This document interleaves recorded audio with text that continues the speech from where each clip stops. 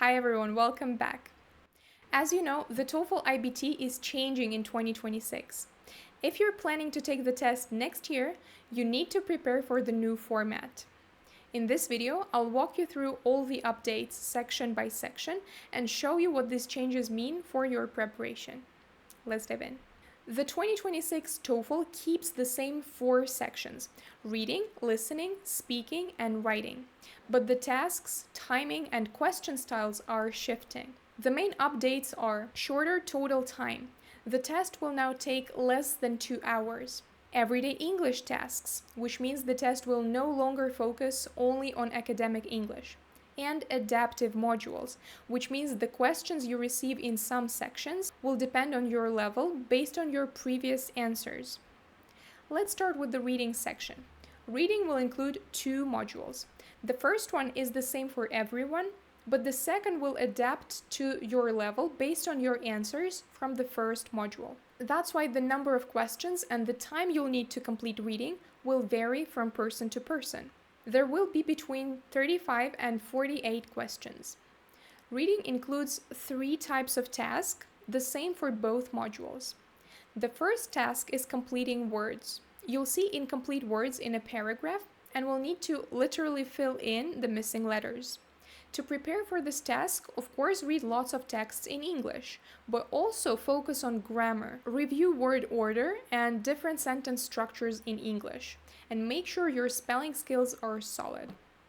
If you pause the video and are trying to complete this exercise, there is a mistake here. This word should include 4 spaces for letters. The next task is answering questions based on texts from daily life, like emails, announcements, messages, schedules, instructions, and so on. Each question will have 4 options. I suggest reading the questions first and then searching for the right answers in the text. The last type of task is similar to the current TOEFL format, an academic passage. There are some differences though. The topic will be more related to the daily life, so the vocabulary will probably be lighter compared to the current format. The passage will also be shorter, and most of the questions won't be tied to a specific paragraph, so you'll need to read the whole text. Again, I suggest looking at the questions first. You can switch between the questions inside one module, but once you've started the second module, you can go back to the first. Now let's discuss the listening section. The structure is similar to reading. 2 modules with the second adaptive, which is why you'll get between 30 and 40 questions.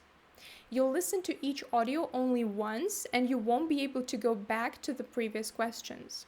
The task types, which are the same for both modules, are: first, listen and choose a response. You'll hear a short sentence and choose the correct answer. This task focuses on everyday English. Don't get caught up with specific words here. Instead, focus on the meaning. For example, here you can see that the words light and work are repeated in the options, but the correct answer doesn't have anything to do with repeating the same words. What's more, it often doesn't include any of the words you heard. The second task type is conversations, where you'll hear a short dialogue and answer 2 questions about it.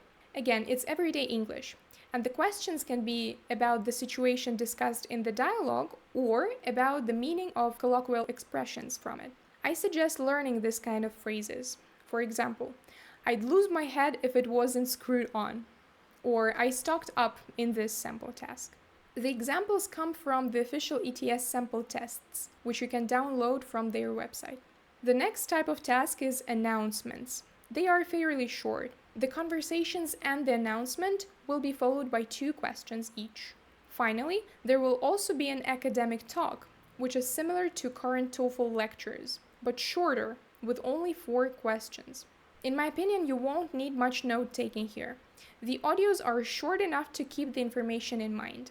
If taking notes calms you down, go for it. Just don't let it distract you from understanding the meaning. Note-taking may be useful in the last task, in the academic talk, since it's longer and more complex.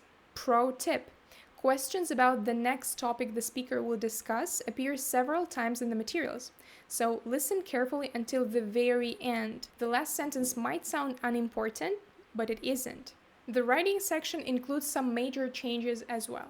The first type of task is building a sentence. You'll be given disorganized words and will have to arrange them into a grammatically correct sentence. Some words may be unnecessary. For this task, review grammar, especially word order in questions. You'll have 10 questions like this. The next task is writing an email. You'll have only 7 minutes, and the instructions say write as much as you can. It's important to use complete sentences, cover all the points from the prompt, and make sure that your ideas are clear. Also, follow the structure of an email, keep your grammar clean, and use formal or semi-formal English depending on the task. The last task is academic discussion, which stays the same as in the current format. You'll see a professor's question in an online forum and need to write a short, focused reply expressing your opinion. Focus on clarity, use semi-formal style, and support your opinion with arguments and examples. You'll have 10 minutes for this task. Let's move on to speaking. The speaking section will look completely different. It will include only 2 task types. The first one is listen and repeat. You'll listen to a sentence and then repeat it exactly. To score well, work on pronunciation, intonation, rhythm, and fluency. The best way to practice these aspects is the shadowing technique. Listen to a native speaker and repeat their phrases, copying their intonation, pronunciation, pauses, rhythm, and tone. According to the official materials, there will be 7 sentences in this task. And the second task is an interview. You'll watch a pre-recorded video of an interviewer asking you questions on an everyday topic, such as commuting or living in a city, something about your past experiences, your preferences, and your opinions. You'll have 45 seconds to answer each question. Develop your response as much as you can, try to speak fluently, and work on natural intonation and clear pronunciation. Show range in grammar and vocabulary while keeping your ideas precise and easy to follow. Important note: you won't have any preparation time in the speaking section, so you'll need to think and answer quickly. To develop this skill, practice speaking spontaneously, just like in the exam. So there you have it, the TOEFL 2026 in a nutshell. I'll be posting new practice tests, sample answers, and more strategies for each section. So subscribe if you want to stay ahead of the curve. Drop your questions in the comments, I'll use them for the future videos. Like the video if you liked it. Don't like it if you didn't. See you and good luck with your prep.